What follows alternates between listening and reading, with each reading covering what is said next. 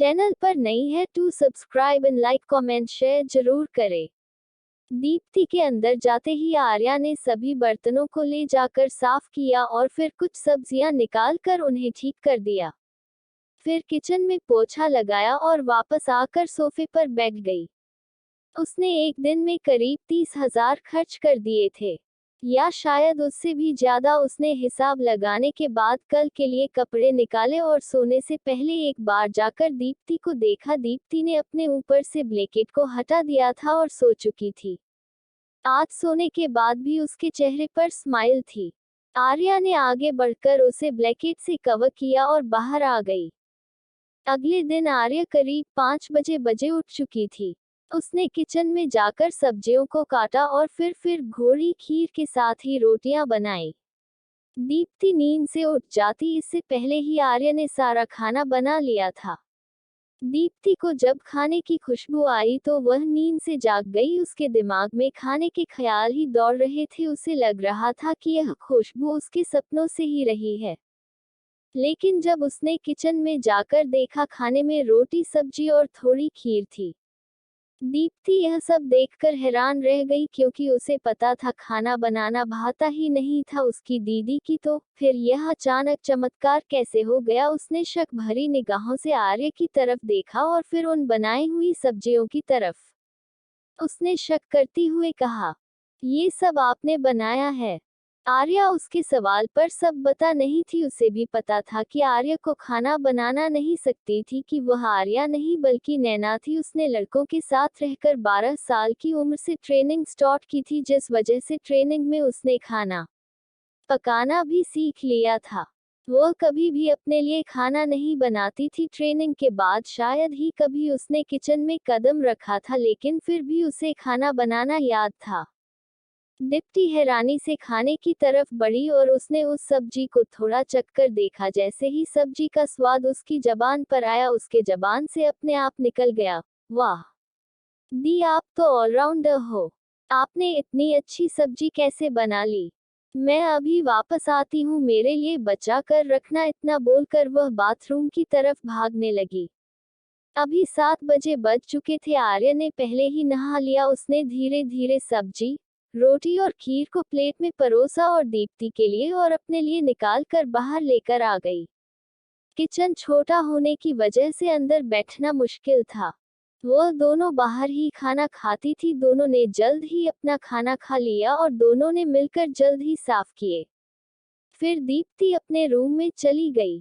आर्या ने कल रात निकाले हुए कपड़ों को प्रेस किया और फिर अपने बालों की चोटी बनाना ली। आज उसका कॉलेज में दूसरा दिन था। लूज लाइट ब्लू शर्ट और ब्लैक जिसके नीचे व्हाइट स्नीकर्स पहन लिए और वह घर से निकल गई।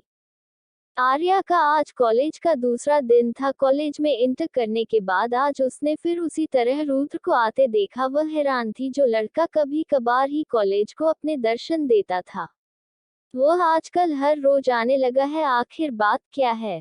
तभी किसी ने आकर उसके पीछे से उसके कंधे पर हाथ रख दे दिए। आर्या ने पलट कर देखा, वहां वेदिका थी। वेदिका उसको देखकर दांत दिखा रही थी। आर्या ने अपनी आंखें विंग की ओर आगे चले लगी। वेदिका बीच में ही आ पड़ी। उसने आर्या का रास्ता रोकते हुए उससे कहा, पिनी रुको, तुम मुझे ऐसे इग्नोर नहीं कर सकती। तुम्हें मुझे पहले बताना पड़ेगा। तुम पिछले 3 महीनों से कहा थी। तुमने कल मुझे खाना खिलाकर मेरा दिमाग डाइवर्ट तो कर दिया, लेकिन आज नहीं कर पाओगी। तुम्हें आज मुझे बताना ही होगा, फिर भी मैं तुम्हें अंदर जाने दूंगी, वरना हम दोनों यही रहेंगे आज। आर्या ने उसकी तरफ देखा। वेदिका हाइट में उससे थोड़ी छोटी थी और वह आर्या की तरफ आंखें छोटी करके देख रही थी। वह अभी बिल्कुल किसी मूडी कैरेक्टर की कार्टून लग रही थी। आर्या ने एक बार उसकी तरफ घूर कर देखा, लेकिन इस बार वेदिका पर उसका कोई असर नहीं हुआ। वह अभी भी उसी जगह पर थी। तभी कॉलेज बिल्डिंग से बेल होने की आवाज सुनाई दी। आज आर्या का कॉलेज का दूसरा दिन था और वह आज भी कॉलेज के लिए लेट नहीं होना चाहती थी। इसलिए उसने एक बार फिर से वेदिका को हटने के लिए कहा, लेकिन फिर भी वह जब नहीं मानी तो उसने कहा वह उसे कैंटीन में जाने के बाद सब बता देगी। वेदिका ने उसकी बात सुनने के बाद एक बार फिर से उसकी तरफ देखा और साइड हट गई, लेकिन आर्या आगे इससे पहले ही वेदिका उससे आंखें दोहने लगी। कॉलेज रूल्स काफी स्ट्रिक्ट थे। यहाँ पर तुम्हारी छोटी सी गलती भी तुम्हें बहुत महंगी पड़ सकती थी। लोग अपने बच्ची को ये पढ़ने के लिए लाखों का डोनेशन देते थे, जिस वजह से कई सारे बच्चे अमीर फैमिली से बिलोंग करते थे। यहाँ पर किसी को पैसे की कोई कमी नहीं थी। ये वो कॉलेज के पार्किंग को देखकर पता चल जाता था, क्योंकि यहाँ पर टीचर से ज्यादा स्टूडेंट्स की बाइक और कार महंगी दिखाई देती थी, जो कि पार्किंग में अभी पार्क थी। शायद इसीलिए इस कॉलेज का नाम one of the best colleges में शामिल था। कॉलेज में जाने के बाद अंदर कई सारे फ्लोर थे। आर्य का क्लास सेकंड फ्लोर पर था और आर्य जल्दी जल्दी अपनी क्लासरूम की तरफ बढ़ रही थी, तभी अचानक वह किसी से टकरा गई। उसने उस इंसान पर ध्यान नहीं दिया और क्लास की तरफ बढ़ने लगी, लेकिन वह ज्यादा आगे जाती इससे पहले ही किसी ने उसके बैग को पकड़कर रोक लिया। उसने पीछे मुड़कर देखा, पीछे मुड़े ही वह शॉवर हो गई। कॉलेज में जाने के बाद अंदर कई सारे फ्लोर थे। आर्य का क्लास सेकंड फ्लोर पर था और आर्य जल्दी जल्दी अपनी क्लासरूम की तरफ बढ़ रही थी, तभी अचानक वह किसी से टकरा गई। उसने उस इंसान पर ध्यान नहीं दिया और क्लास की तरफ बढ़ने लगी, लेकिन वह ज्यादा आगे जाती इससे पहले ही किसी ने उसके बैग को पकड़कर रोक लिया। उसने पीछे मुड़कर देखा, पीछे मुड़े ही वह शॉक्ड हो गई। वहां पर कोई और नहीं बल्कि कॉलेज का हैंडसम हंक और अमीरजादा रुद्र खड़ा था। स्टूडेंट, उसने आर्य को पहले कभी भी कॉलेज में नोटिस नहीं किया था। हाँ, ये सच था, आर्य दिखने में काफी सुंदर थी। नैना के लिए ये किसी वरदान की तरह ही था, क्योंकि उसकी 5 फीट 5 इंच की हाइट, दूध सी गोरी स्किन, गुलाबी होंठ और ऊपर से 2 आंखें जो लोगों को उसकी तरफ अट्रैक्ट करती थी। देखने वाले को लगता था कि उसकी आंखों में कई सारे राज है। आर्य असल में दिखने में काफी सुंदर थी, बस फर्क इतना था कि वह पहले ठीक से रहती नहीं थी, जिस वजह से कोई उसे पसंद नहीं करता था। आर्य को भी इस बात से कोई फर्क नहीं पड़ता था, लेकिन आज पहली बार रुद्र ने उसे इतने करीब से देखा था। वह लड़की इतनी सुंदर थी, सच में वह हमारे कॉलेज की थी, रुद्र नहीं सोचा। वह अभी अपनी सोच में ही था कि आर्य ने अपने बैग को छुड़ाया। तब रुद्र ने उसकी ओर देखा। आर्य के चेहरे पर गुस्सा देखते ही रुद्र ने उसे छोड़ते हुए कहा, अरे, लाइन मार रही हो तो वह तो ठीक से मारो, में गिर जाता तो। वह बिल्कुल ऐसे दिखा रहा था कि वह एक नाजुक प्रिंस है जो थोड़े से धक्के से भी घायल हो सकता है। वेदिका ने अपने पीछे देखा, उसके पीछे आए नहीं थी। वेदिका वापस कान से होते हुए स्टेयर्स की ओर जाने लगी, तभी उसने देखा कि कोई लड़का आर्या से बात कर रहा है। तभी आर्या उससे दूर हटते हुए वेदिका की तरफ आने लगी, जिस वजह से वह लड़का उसे देखने के लिए घूम गया। वो जैसे ही घूमा, वेदिका उसे देखते ही हैरान हो गई। उसकी आंखें हैरानी से बड़ी हो गई, क्योंकि वह रुद्र था। Oh my God, Arya Rudra को जानती है।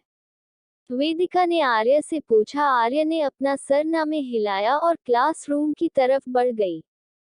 वही रुद्र अपनी जगह पर खड़ा गुस्से में आर्य को देख रहा था। जिंदगी में पहली बार किसी ने उसकी इंसल्ट की थी।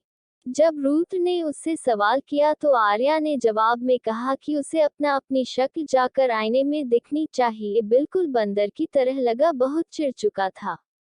आर्या अपनी सीट पर जाकर बैठ गई। वह वेदिका अभी भी उससे बात कर रही थी कि तभी लड़कियों की चीख उसके कान में सुनाई दी। ओ, अरे वह देखो, वह आ गया।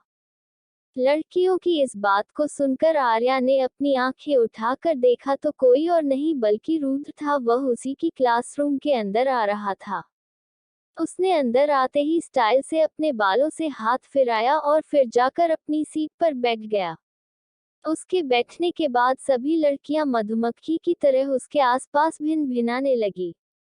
आर्या को ये देखने के बाद बिल्कुल उल्टी जैसा महसूस हुआ। उसने लेकिन वो सीन ज्यादा देर तक देख ना सकी क्योंकि जल्द ही प्रकाश सर ने क्लासरूम में एंटर किया। उनके अंदर आते ही सभी अपने अपने सीट पर जाकर खड़े हो गए। सभी स्टूडेंट ने सर को मॉर्निंग विश किया और फिर क्लास स्टार्ट हो गई। क्लास शुरू हो चुकी थी। प्रकाश सर धीरे धीरे पढ़ा रहे थे। आर्या का इन सब बातों में कोई इंटरेस्ट नहीं था। उसने धीरे धीरे क्लास में अपनी नजर घुमाई। क्लास में ज्यादा नहीं, यही कुछ 30-40 स्टूडेंट्स थे। सभी सामने देख रहे थे। अहाना पीछे बैठ चुकी थी, जिस वजह से वह पूरे क्लास को देख सकती थी। उसने क्लास को देखने के बाद अपने पास वाली सीट की तरफ देखा, वह खाली थी। उस खाली सीट को देखने के बाद उसे किसी की याद आई। उसके दिल में एक खालीपन सा उठने लगा था। उसने फिर से अपने आप को डाइवर्ट करके हुए सामने देखने के लिए मजबूर किया। क्लास के आखिरी 10 मिनट बचे हैं जब प्रकाश सर ने एक बार अटेंडेंस ली और फिर आर्य की तरफ आने लगे। पूरी क्लासरूम पीछे पलट कर देख रही थी। तब जाकर रुद्र ने पीछे देखा, लेकिन उसे कुछ दिखाई नहीं दिया क्योंकि प्रकाश आर्य के सामने खड़े थे, जिस वजह से रुद्र को आर्या दिखाई नहीं दे रही थी। हो तुम कल चली गई थी, जिस वजह से मैं तुमसे बात नहीं कर पाया। आई एम सॉरी पिकानी। कोई बात नहीं सर, ठीक हूँ। तुम्हें अगर कोई दिक्कत हो तो मुझे बताना, मैं तुम्हारी मदद करने की कोशिश करूंगा, प्रकाश सर ने कहा। आर्य ने अपना सर हमें खिलाया और फिर उसके बाद प्रकाश सर क्लासरूम के बाहर की तरफ जाने लगे।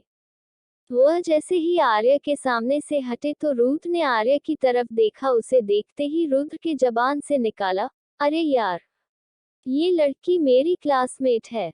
उसने अपने पास अपने आप से कहा, लेकिन हैरानी की वजह से उसकी आवाज थोड़ी जोर से निकल गई और उसके पास बैठे हुए उसके दोस्त नकुल ने सुन लिया।